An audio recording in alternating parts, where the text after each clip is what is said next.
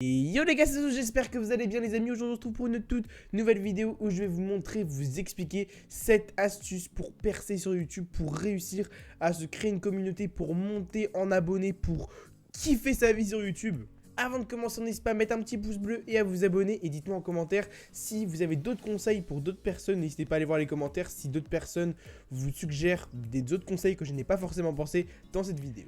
Alors on va commencer directement avec le premier conseil qui est tout simplement d'avoir un pseudo stable, un pseudo qu'il ne faut jamais changer, un pseudo en fait qui vous correspond, qui vous représente, et il faut que quand on dise votre pseudo, on pense à vous. Il ne faut pas qu'il y ait 40 000 personnes qui s'appellent pareil ou qui ont la même par exemple gaming, Zozo Gaming ou des trucs dans le genre, il y en a plein qui en ont. Donc voilà, il faut vraiment que ce soit un pseudo qui vous correspond, une marque qui est à votre effigie, à votre nom. Donc le deuxième conseil, c'est tout simplement la diversité et l'originalité. Il ne faut pas faire toujours les mêmes choses, faire les mêmes idées que les autres personnes avant vous. Vos vidéos ne perceront jamais. Enfin, il y a une chance que ça perce. C'est comme sur TikTok en fait. Plus ça va être fait, moins ça va faire de vues. Il faut juste être original et toujours avoir des idées, se renouveler. Moi sur ma chaîne, il n'y en a pas forcément ce que je vous dis là. Je ne fais pas forcément. Mais par exemple, avec ma série Je juge vos skins, j'ai essayé d'être original. Je ne l'avais jamais vu avant. Il faut trouver des idées. Il faut essayer d'attirer des nouvelles personnes. Il faut toujours, en fait, il faut pas faire toujours la même chose que les autres. Le troisième conseil, les amis, c'est la régularité. Je m'explique, il faut que vos vidéos soient régulières. Moi, on peut voir que pour être régulier, je suis vraiment régulier. Par semaine, il y a énormément de vidéos, de live. Il faut jamais que pendant 2-3 semaines, un mois, il faut jamais qu'il y ait un trou comme ça sur votre chaîne. Au moins une vidéo par semaine, ce serait vraiment l'idéal pour vous. Il faut que voilà, les gens sachent, si vous faites que des vidéos, il faut leur dire un jour, un exemple, dimanche 14h, ils sauront que tous les dimanches 14h, c'est vous. Il faut jamais sortir une vidéo, hop, j'ai envie de sortir une vidéo, hop, je la sors. Il faut toujours, voilà, que ça soit régulier et ponctuel, c'est le principal. Moi, par exemple, c'est mercredi et dimanche. Les gens savent que mercredi et dimanche, c'est une de mes vidéos. Ou si je sors pas de vidéo, je fais un live, vous voyez. Il faut jamais laisser sa chaîne en inactivité. Moi, il y a un moment, j'ai fait des pauses de 1-2 ans, voire même un mois, hein.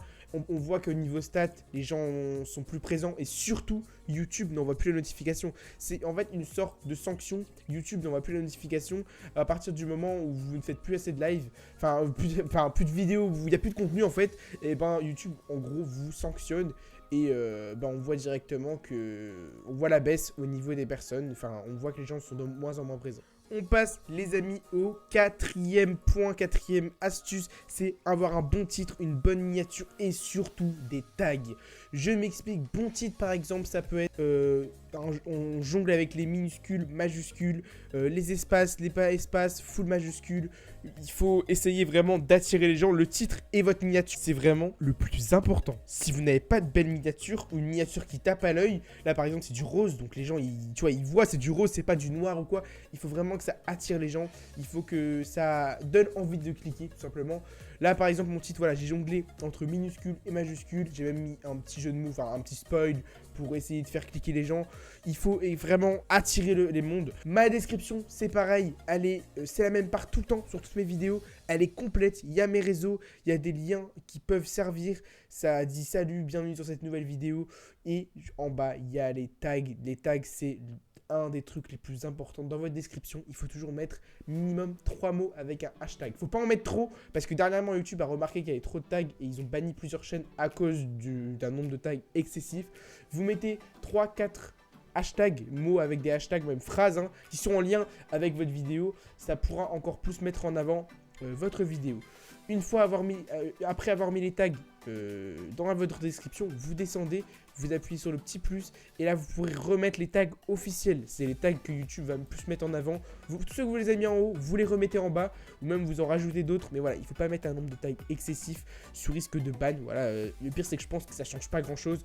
Mais voilà, titre avec une diversité, une très bonne miniature et une description que vous changez quasiment, enfin vous changez, mais il faut qu'elle soit vraiment complète avec plein d'informations sur vous. Parce que par exemple, une personne qui s'abonne à votre YouTube, il peut s'abonner également à votre Snap, Instagram, TikTok, Twitch. C'est vraiment YouTube, ça peut permettre vraiment de vous faire connaître à fond. Justement les amis, en parlant de réseaux sociaux, c'est la cinquième astuce, avoir d'autres réseaux sociaux, ça dépend si vous en avez un ou plusieurs, pour pouvoir pub votre chaîne YouTube tout simplement. Voilà, vous avez par exemple le réseau qui, je pense, peut le plus vous aider, TikTok.